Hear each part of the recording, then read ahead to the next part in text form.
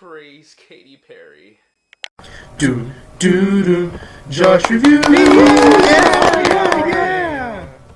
Hello and welcome to another album review with me, Joshua Smith, where today we will be concluding the Unholy Trinity of Katy Perry series with her final and most recent album, Prism.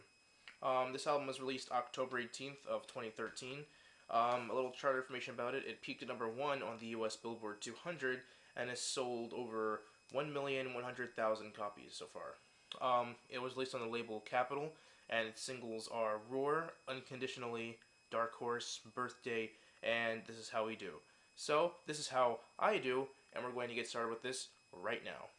Track number 1 is Roar. The first track is an extreme departure from how Katy's previous album started out. While they would usually start out with a party kind of theme, the first track on this album opens with Katy letting her listeners know that she has matured, actually, and that she is stronger than ever. Even her voice sounds more mature in this pop track. This track is signified by its repeatedly pounding piano chords in the upper register. The whole track is about Katy standing tall and letting people know that she's different, and that she's confident in herself. It's pretty heavy in mid-tempo, and makes for a great first track. Track number 2 is Legendary Lovers. A distinct sitar can be heard being played as Katy starts singing and making references to Eastern culture. This world beat track has a bit of a folk element to it. It makes references to various people in history, like Cleopatra, for example. On this track, Katy is comparing her love to her man to different legends in history, saying that they'll become legendary lovers.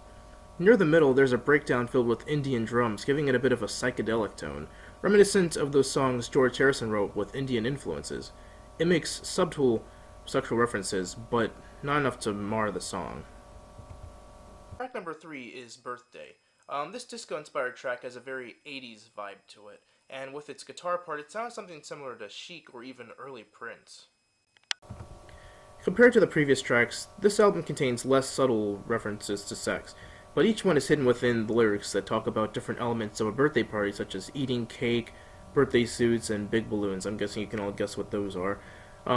Obviously, it's about a birthday party, but again, that's all just to hide the sexual references in the song, letting everyone know that she hasn't strayed too far away from the younger sexual persona that she had in the last album.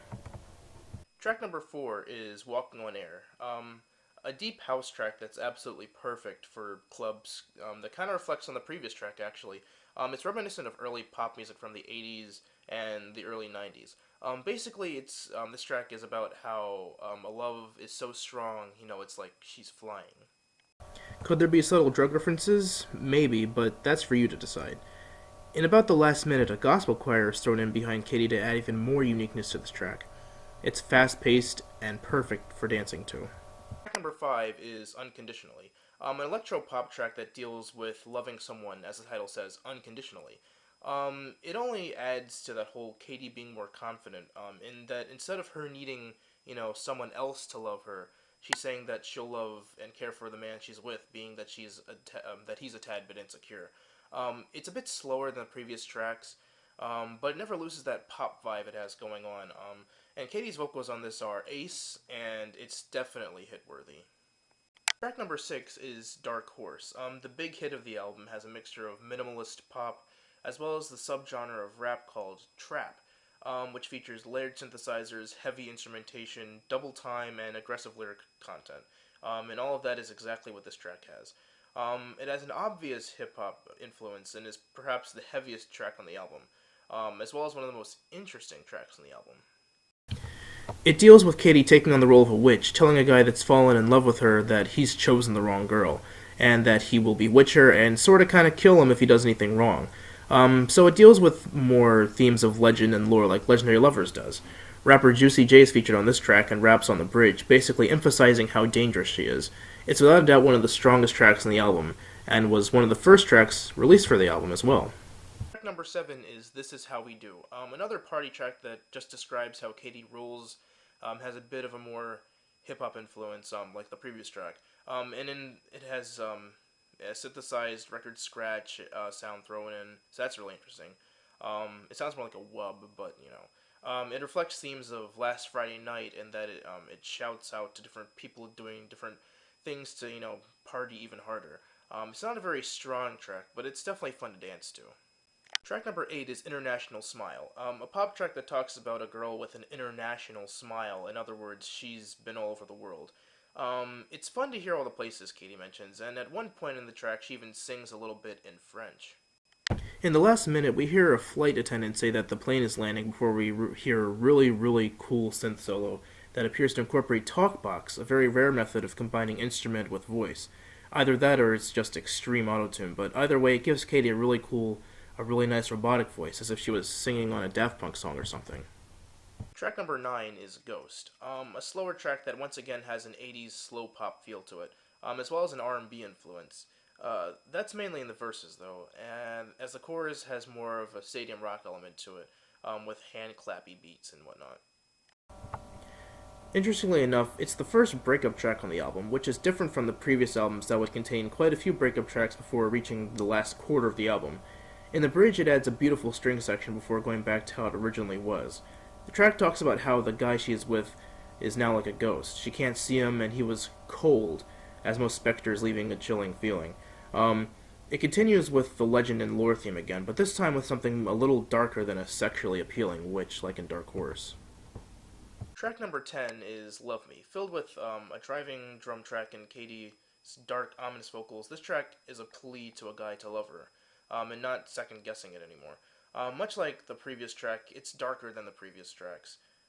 And by this point, it seems like she's ushering in a different tone for the album, which she's also done in the previous albums that she's done, One of the Boys and Teenage Dream. Faint hand claps can be heard near the end of this track, but all in all, it's definitely not one of the stronger tracks on the album. Track number 11 is This Moment. Yet again, we have a track that has that, 80s influence to it. And honestly, when the track first started out, it reminded me a lot of the Gorillaz song Stylo. So if you haven't heard that, go check it out. But on this track, Katy's vocals sound very sincere and very honest. This track speaks about how we have to live and love in this very moment and not worry about tomorrow or yesterday. This is definitely one of the stronger of the tracks since the album decided to change directions into a darker pop theme. Number 12 is Double Rainbow. If you haven't gotten enough of the ominous nature of this part of the album, then good, because here's another one for you. In the verses, it's kept very quiet until it explodes in the chorus. This song is about comparing love to something really interesting, rare, and beautiful, a double rainbow. Katy's saying that she understands her man and will stay close to him, just like a double rainbow does.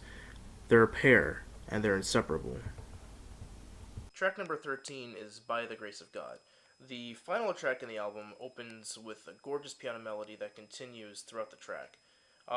In the first verse in the pre-chorus, it's only piano and her voice, but in the actual chorus, it's full of synthesizers and drum track. It reflects themes from the opening track, Roar, in that it's about building confidence, but this time through more spiritual means. She's thanking God for getting her through difficult times. She talks about picking herself back up and carrying on. It's a positive song that concludes the album on a really, really good note. Overall, this album definitely shows how much Katy has matured in the past couple of years. No longer flaunting her sexuality in 3/4 of the tracks on the album, she's grown and is singing about more mature and sophisticated themes. She's more positive and secure with herself in her music. She's no longer a kid. She's grown, she's a grown woman now, and she's embraced that fact, and it really shows in this album. A lot of the album deals with spiritual and supernatural themes like ghosts, witches, Eastern culture, and even God himself. And that's what truly made this album for me. With that, we wrap up the Unholy Trinity of Katy Perry series, and I hope you all enjoyed it. Now then, when we line up these 3 albums, One of the Boys, Teenage Dream, and Prism, which one was the better of the 3? In my honest opinion, I would have to choose Teenage Dream as the best. You know that saying, the journey is better than the destination? That applies to this too. In One of the Boys, Katy was just starting out with herself, but in Teenage Dream, we would see that she would grow throughout the album. And the final product is her maturity, of course, in Prism, which is what I just reviewed. But in that album,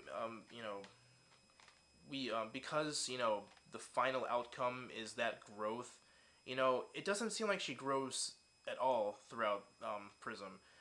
because it's already there the entire time. In Teenage Dream, Katy starts out as an immature party girl who then realizes that there's more to life than just parties and such, and she grows sexually as well. Prism isn't filled with sexual songs like Teenage Dream is, but that doesn't make it worse. Prism is a great album. It's a wonderful album. But anyone who doesn't realize Katy's growth in Teenage Dream would probably say that it's the better album. Lyrically and musically, yes, Prism is the better album, but structure-wise, that definitely has to go to Teenage Dream. But anyways, thank you for joining me on this another album review, and thank you for sticking with me, if you've been sticking with me, through the Unholy Trinity of Katy Perry series. It was really fun to make all these, and it really got me into Katy Perry more because I've been wanting to. Look forward to maybe more series like this where I go through different albums of a single artist or band, because it's a lot of fun to see their growth and whatever throughout their years and whatnot, how they change musically and lyrically and everything. But again, thank you for joining me. Happy New Year again, and so long.